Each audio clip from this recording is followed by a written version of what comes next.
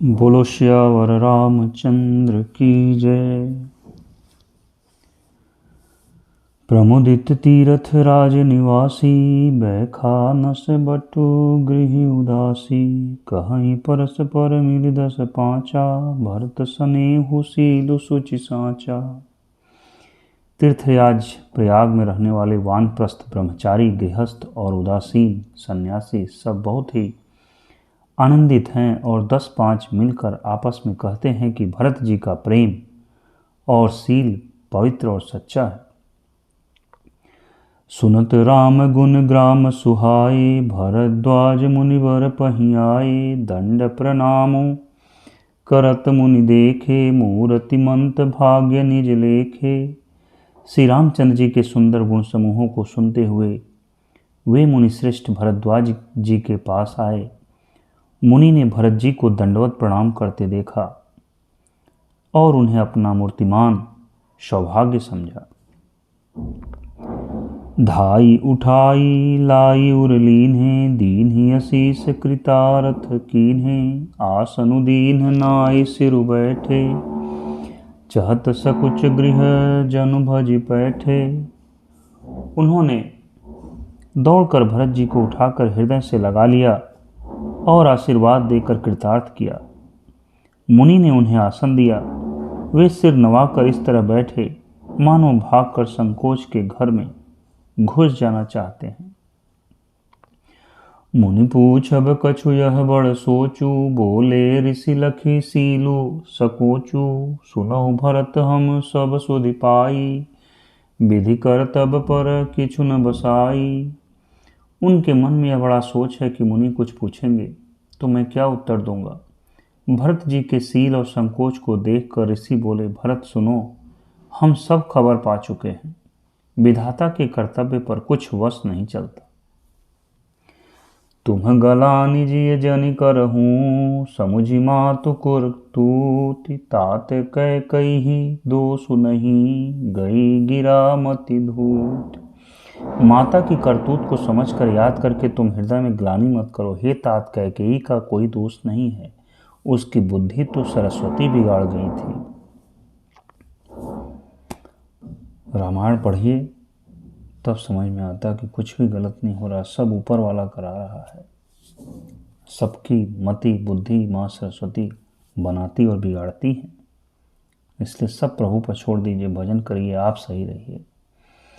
यहु कहत भल कहई न को, लोक बेदु बुध सम्मत दो। तात तुम्हार विमल जसु गाई, पाई ही लोक वेदु बड़ाई। यह कहते भी कोई भला न कहेगा, क्योंकि लोक और वेद दोनों ही विद्वानों को मान्य है। किंतु हे तात, तुम्हारा निर्मल यश गाकर तो लोक और वेद दोनों बड़ाई पावेंगे। लोक वेद सम्मत सब कहई, जेहि पितु देई राजु सोलहई। राउ सत्य व्रत तुम्हि बोलाई, देत राजु सुख धर्म बड़ाई। यह लोक और वेद दोनों को मान्य है और सब यही कहते हैं कि पिता जिसको राज्य दे वही पाता है। राजा सत्यव्रती थे, तुमको बुलाकर राज्य देते तो सुख मिलता, धर्म रहता और बड़ाई होती। राम गवनु बन अनरथ मूला, जो सुनि सकल विश्व भय सूला। सो भावी बस रानी अयानी, करी कुचाली अंतहु पछितानी। सारे अनर्थ की जड़ तो श्री रामचंद्र जी का वनगमन है, जिसे सुनकर समस्त संसार को पीड़ा हुई। वह श्री राम का वनगमन भी भावी बस हुआ। बेसमझ रानी तो भावी बस कुचाल करके अंत में पछताई। तहूँ तुम्हार अलप अपराधो, कहे सो अधम अयान असाधु। करते हूँ राजु त तुम्हि न दोषु, राम ही होत सुनत संतोषु। उसमें भी तुम्हारा कोई तनिक सा भी अपराध कहे तो वह अधम, अज्ञानी और असाधु है। यदि तुम राज्य करते तो भी तुम्हें दोष न होता। सुनकर श्री रामचंद्र जी को भी संतोष ही होता। अब अति कीन्हेउ भरत भला, तुम्हि उचित मत एव। सकल सुमंगल मूल जग, रघुबर चरण सनेहु। हे भरत, अब तो तुमने बहुत ही अच्छा किया, यही मत तुम्हारे लिए उचित था।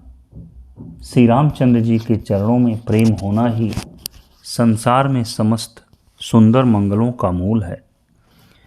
सो तुम्हार धनु जीवनु प्राणा, भूरि भाग को तुम्हि समाना। यह तुम्हार आचर जुन ताता, दशरथ सुवन राम प्रिय भ्राता। सो वह श्री रामचंद्र जी के चरणों का प्रेम तो तुम्हारा धन, जीवन और प्राण ही है। तुम्हारे समान बड़भागी कौन है। हे तात, तुम्हारे लिए यह आश्चर्य की बात नहीं है, क्योंकि तुम दशरथ जी के पुत्र और श्री रामचंद्र जी के प्यारे भाई हो। सुनहु भरत रघुबर मन माही, प्रेम पात्र तुम सम को नाही। लखन राम सीतहि अति प्रीति, निसि सब तुम्हि सराहत बीती। हे भरत सुनो, श्री रामचंद्र जी के मन में तुम्हारे समान प्रेम पात्र दूसरा कोई नहीं है। लक्ष्मण जी, श्री राम जी और सीता जी तीनों को सारी रात उस दिन अत्यंत प्रेम के साथ तुम्हारी सराहना करते ही बीती। जाना मरमुन हाथ प्रयागा, मगन होहि तुम्हरे अनुरागा। तुम पर यस सनेहु रघुबर के, सुख जीवन जग जस जड़ नर के। प्रयागराज में जब वे स्नान कर रहे थे, उस समय मैंने उनका यह मर्म जाना। वे तुम्हारे प्रेम में मग्न हो रहे थे। तुम पर श्री रामचंद्र जी का ऐसा ही अगाध स्नेह है, जैसा मूर्ख विषयाक्त मनुष्य का संसार में सुखमय जीवन पर होता है। यह न अधिक रघुवीर बड़ाई, प्रणत कुटुंब पाल रघुराई। तुम तो भरत मोर मत एहू, धरे देह जनु राम सनेहु। यह श्री रघुनाथ जी की बहुत बड़ाई नहीं है, क्योंकि श्री रघुनाथ जी तो शरणागत के कुटुंब भर को पालने वाले हैं। हे भरत, मेरा यह मत है कि तुम तो मानो शरीरधारी श्री राम जी के प्रेम ही हो। तुम कह भरत कलंक यह, हम सब कह उपदेशु। राम भगति रस सिद्धि हित, भायः समयउ गणेशु। हे भरत, तुम्हारे लिए यह कलंक है, पर हम सब के लिए तो उपदेश है। श्री राम भक्ति रूपी रस की सिद्धि के लिए यह समय गणेश बड़ा शुभ हुआ है। नव विधु विमल तात जसु तोरा, रघुबर किंकर कुमुद चकोरा। उदित सदा अथ इहि कब होना, घटिहि न जग नभ दिन दिन दूना। हे तात, तुम्हारा यश निर्मल नवीन चंद्रमा है और श्री रामचंद्र जी के दास कुमुद और चकोर हैं। वह चंद्रमा तो प्रतिदिन अस्त होता है और घटता है, जिससे कुमुद और चकोर को दुख होता है, परंतु यह तुम्हारा यश रूपी चंद्रमा सदा उदय रहेगा, कभी अस्त होगा ही नहीं। जगत रूपी आकाश में यह घटेगा नहीं, वरन दिन दिन दूना होगा। कोकति लोक प्रीति अति करही, प्रभु प्रताप रवि छवि न हरही। निस दिन सुखद सदा सब काहू, ग्रसहीन कैकई करतबु राहु। त्रैलोक्य रूपी चकवा इस यश रूपी चंद्रमा पर अत्यंत प्रेम करेगा और प्रभु श्री रामचंद्र जी का प्रताप रूपी सूर्य इसकी छवि को हरण नहीं करेगा। यह चंद्रमा रात दिन सदा सब किसी को सुख देने वाला होगा। कैकेयी का कुकर्म रूपी राहु इसे ग्रास नहीं करेगा। पूरन राम सुपेम पीयूषा, गुर अवमान दोष नहीं दूषा। राम भगत अब अमिय अघाहु, कीन्हेहु सुलभ सुधा बसुधाहु। यह चंद्रमा श्री रामचंद्र जी के सुंदर प्रेम रूपी अमृत से पूर्ण है। यह गुरु के अपमान रूपी दोष से दूषित नहीं है। तुमने इस यश रूपी चंद्रमा की सृष्टि करके पृथ्वी पर भी अमृत को सुलभ कर दिया। अब श्री राम जी के भक्त इस अमृत से तृप्त हो लें। भूप भगीरथ सुर सरियानी, सुमिरत सकल सुमंगल खानी, दशरथ गुण गण बरनि न जाहि, अधिक कहा जहि सम जग नाही। राजा भगीरथ गंगा जी को लाए, जिन गंगा जी का स्मरण ही संपूर्ण सुंदर मंगलों की खान है। दशरथ जी के गुण समूहों का तो वर्णन ही नहीं किया जा सकता, अधिक क्या जिनकी बराबरी का जगत में कोई नहीं है। जासु स्नेह सकोच बस, राम प्रगट भय आई, जे हरहिय नयननि कबहूँ, निरखे नहीं अघाई। जिनके प्रेम और संकोच के वश में होकर स्वयं सच्चिदानंद घन भगवान श्री राम आकर प्रकट हुए, जिन्हें श्री महादेव जी अपने हृदय के नेत्रों से कभी अघाकर नहीं देख पाए, अर्थात जिनका स्वरूप हृदय में देखते देखते शिवजी कभी तृप्त नहीं हुए। कीरति विधु तुम कीन्ह अनूपा, जह बस राम प्रेम मृग रूपा, ताद गलानी करहूँ जिय जाए, डरहूँ दरिद्रहि पारस उपाए। तुमने कीर्ति रूपी अनुपम चंद्रमा को उत्पन्न किया, जिसमें श्री राम प्रेम ही हिरण के रूप में बसता है। हे तात, तुम व्यर्थ ही हृदय में ग्लानि कर रहे हो, पारस पाकर भी तुम दरिद्रता से डर रहे हो। वाह प्रभु, और प्रभु की महिमा अपरंपार। श्री राम। सुनहु भरत हम झूठ न कहही, उदासीन तापस बन रहही, सब साधन कर सुफल सुहावा, लखन राम सिय दर्शन पावा। हे भरत सुनो, हम झूठ नहीं कहते, हम उदासीन हैं, किसी का पक्ष नहीं लेते, तपस्वी हैं, किसी की मुँह देखी नहीं कहते, और वन में रहते हैं, किसी से कुछ प्रयोजन नहीं रखते। सब साधनों का उत्तम फल हमें लक्ष्मण जी, श्री राम जी और सीता जी का दर्शन प्राप्त हुआ। तेहि फल कर फलु दरस तुम्हारा, सहित पयाग सुभाग हमारा, भरत धन्य तुम जसु जगु जयऊ, कही अस प्रेम मगन मुनि भयऊ। उस महान फल का परम फल यह तुम्हारा दर्शन है। प्रयागराज समेत हमारा बड़ा भाग्य है। हे भरत, तुम धन्य हो, तुमने अपने यश से जगत को जीत लिया है। ऐसा कहकर मुनि प्रेम में मग्न हो गए। सुनि मुनि बचन सभासद हर्षे, साधु सराहि सुमन सुर बरसे, धन्य धन्य धुनि गगन पयागा, सुनि सुनि भरतु मगन अनुरागा। भरद्वाज मुनि के वचन सुनकर सभासद हर्षित हो गए। साधु साधु कहकर सराहना करते हुए देवताओं ने फूल बरसाए। आकाश में और प्रयागराज में धन्य धन की ध्वनि सुन सुनकर भरत जी प्रेम में मग्न हो रहे हैं। पुलक गात ही राम सिय, सजल सरोरुह नैन, करि प्रणाम मुनि मंडल ही, बोले गद गद बैन। भरत जी का शरीर पुलकित है, हृदय में श्री सीता राम जी हैं और कमल के समान नेत्र जल से भरे हैं। वे मुनियों की मंडली को प्रणाम करके गदगद वचन बोले। मुनि समाजु अरु तीरथ राजू, साची हूँ शपथ अघाई अकाजू, एहि थल जो किछु कहिए बनाई, यही समय अधिक न अघ अधमाई। मुनियों का समाज है और फिर तीर्थराज हैं। यहाँ सच्ची सौगंध खाने से भी भरपूर हानि होती है। इस स्थान में यदि कुछ बनाकर कहा जाए तो इसके समान कोई बड़ा पाप और नीचता न होगी।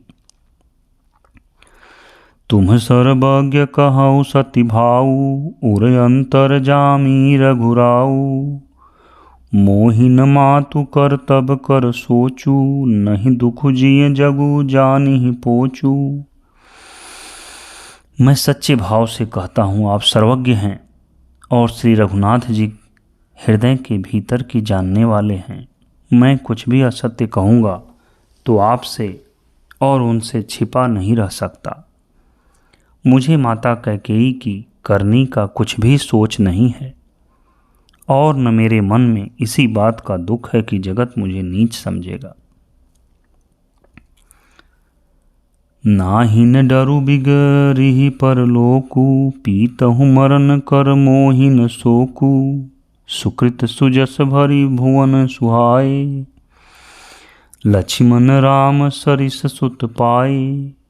न यही डर है कि मेरा परलोक बिगड़ जाएगा और न पिताजी के मरने का ही मुझे शोक है, क्योंकि उनका सुंदर पुण्य और सुयश विश्व भर में सुशोभित है। उन्होंने श्री राम लक्ष्मण सरीखे पुत्र पाए।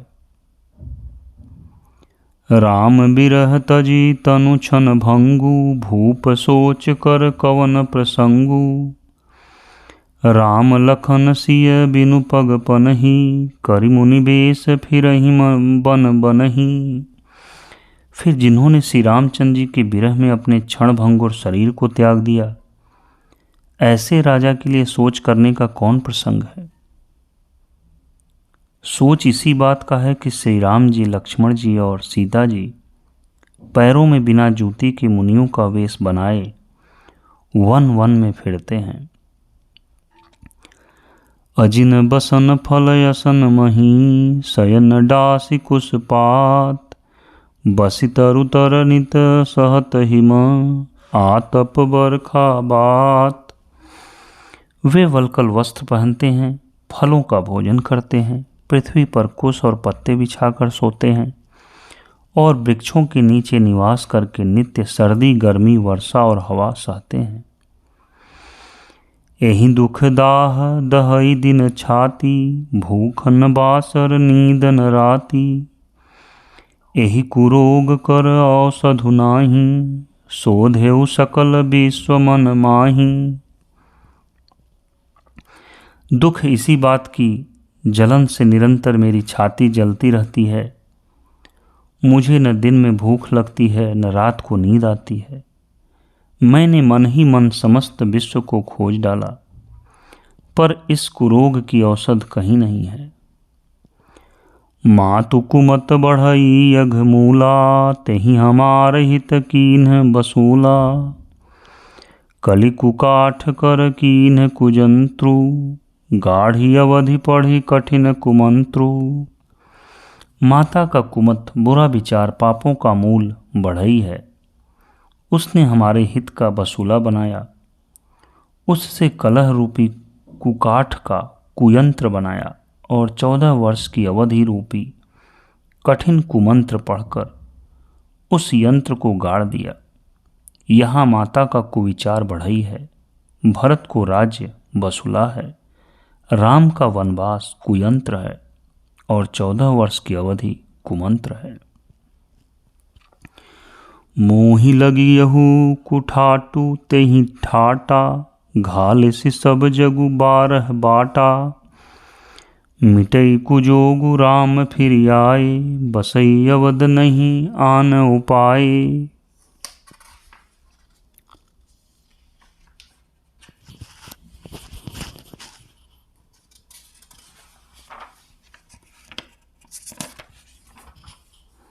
मेरे लिए उसने यह सारा कुठाट बुरा साज रचा और सारे जगत को 12 बाट छिन्न भिन्न करके नष्ट कर डाला। यह कुयोग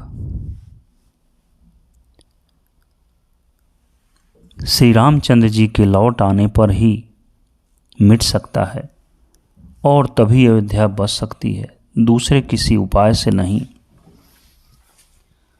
भरत बचन सुनी मुनि सुख पाई, सबहि कीन्हि बहु भांति बड़ाई। तात करहु जनि सोचु बिसेखी, सब दुख मिटिहि राम पग देखी। भरत जी के वचन सुनकर मुनि ने सुख पाया और सभी ने उनकी बहुत प्रकार से बड़ाई की।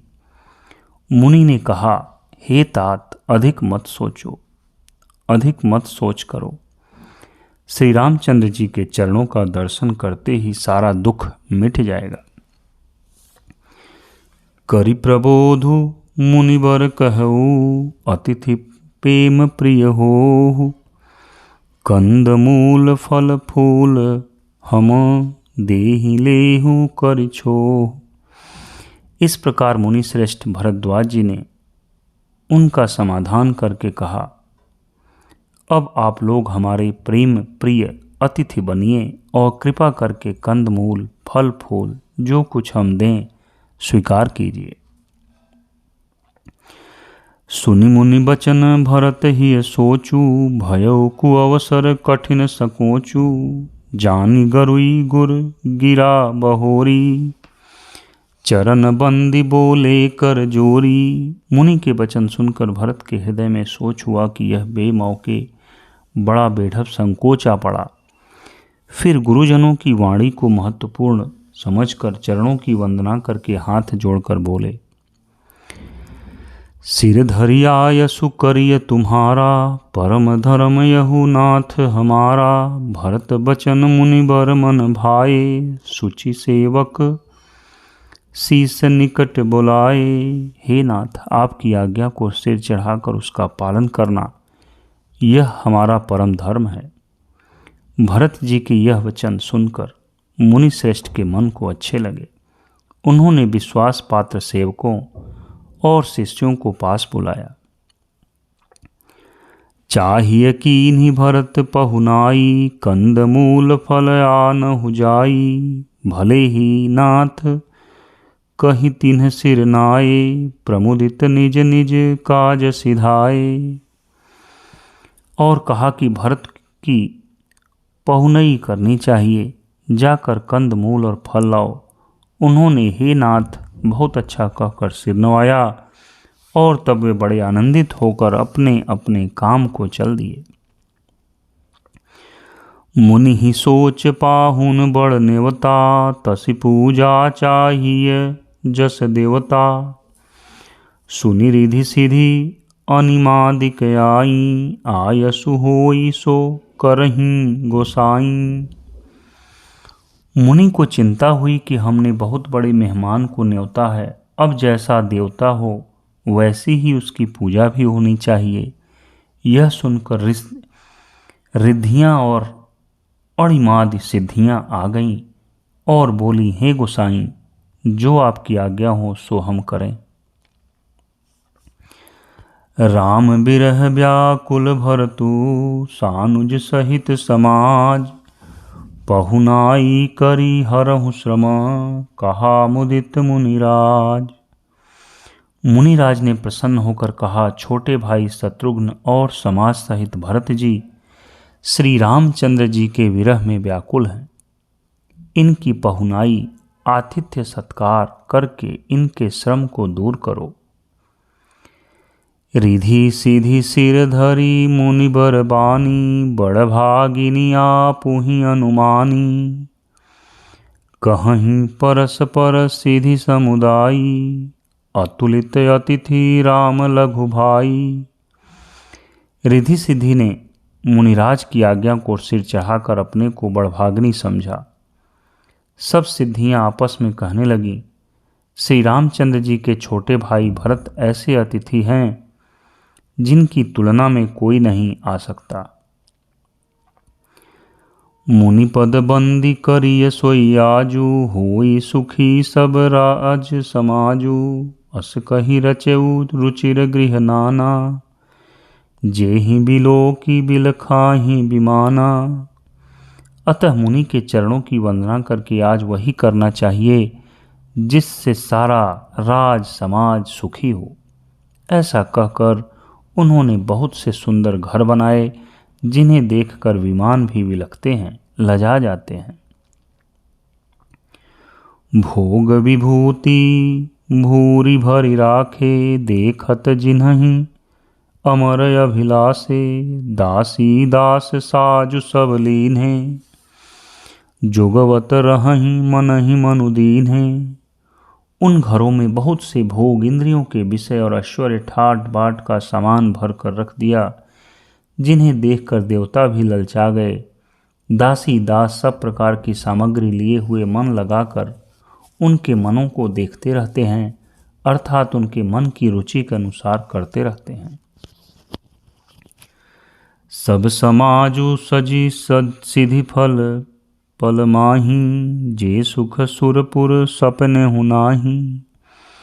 प्रथम ही बास दिए सब के ही सुंदर सुखद जथा रुचि जेही। जो सुख के समान स्वर्ग में भी स्वप्न में भी नहीं है, ऐसे सब सामान सिद्धियों ने पल भर में सज दिए। पहले तो उन्होंने सब किसी को जिसकी जैसी रुचि थी वैसे ही सुंदर सुखदायक निवास स्थान दिए। बहुरी सपरिजन भरत कहूँ ऋषि यश आय सुदीन। विधि विस्मय दायक विभव मुनिवर तपबल कीन। और फिर कुटुंब सहित भरत जी को दिए, क्योंकि ऋषि भरद्वाज जी ने ऐसी ही आज्ञा दे रखी थी। भरत जी चाहते हैं कि उनके सब संगियों को आराम मिले, इसलिए उनके मन की बात जानकर मुनि ने पहले उन लोगों को स्थान देकर पीछे सपरिवार भरत जी को स्थान देने के लिए आज्ञा दी थी। मुनि श्रेष्ठ ने तपोबल से ब्रह्मा को भी चकित कर देने वाला वैभव रच दिया। मुनि प्रभाव जब भरत बिलोका सब लघु लगे लोकपति लोका। सुख समाजु नहीं जाई बखानी देखत बिरति बिसारहि ज्ञानी। जब भरत जी ने मुनि के प्रभाव को देखा तो उसके सामने उन्हें इंद्र वरुण यम कुबेर आदि सभी लोकपालों के लोक तुच्छ जान पड़े। सुख की सामग्री का वर्णन नहीं हो सकता, जिसे देखकर ज्ञानी लोग भी वैराग्य भूल जाते हैं। आसन शयन सुबसन बिताना वन बाटिका बिहग मृग नाना। सुरभि फूल फल अमीय समाना विमल जलाशय विविध विधाना। आसन सेज सुंदर वस्त्र चौदहवें वन बगीचे भांति भांति के पक्षी और पशु सुगंधित फूल और अमृत के समान स्वादिष्ट फल अनेकों प्रकार के तालाब कुएं बावली आदि निर्मल जलाशय। असन पान सुचि अमीय अमी से देखी लोग सकुचात जमी से। सुर सुर भी सुर तरु सब ही के लखी अभिलाषु सुरेश सची के। तथा अमृत के भी अमृत सरीखे पवित्र खान पान के पदार्थ थे, जिन्हें देखकर सब लोग संयमी पुरुषों विरक्त मुनियों की भांति सकुचा रहे हैं। सभी के डेरों में मनोवांछित वस्तु देने वाले कामधेनु और कल्प वृक्ष हैं, जिन्हें देखकर इंद्र और इंद्राणी को भी अभिलाषा होती है, उनका भी मन ललचा जाता है। ऋतु बसंत बह त्रिविध बयारी सब कह सुलभ पदारथ चारी। स्नक चंदन बनितादिक भोगा देखी हर्ष विस्मय बस लोगा। बसंत ऋतु है, शीतल मंद सुगंध 3 प्रकार की हवा बह रही है। सभी को धर्म अर्थ और काम और मोक्ष चारों पदार्थ सुलभ हैं। माला चंदन स्त्री आदिक भोगों को देखकर सब लोग हर्ष और विषाद के वश हो रहे हैं। हर्ष तो भोग सामग्रियों को और मुनि के तप प्रभाव को देखकर होता है, और विषाद इस बात से होता है कि श्री राम के वियोग में नियम व्रत से रहने वाले हम लोग भोग विलास में क्यों आ फंसे। कहीं इनमें आसक्त होकर हमारा मन नियम व्रतों को न त्याग दे। संपत्ति चकई भरतु चक मुनि आयस खेलवार। तेहि निसि आश्रम पिंजरा राखे भाभिनुसार।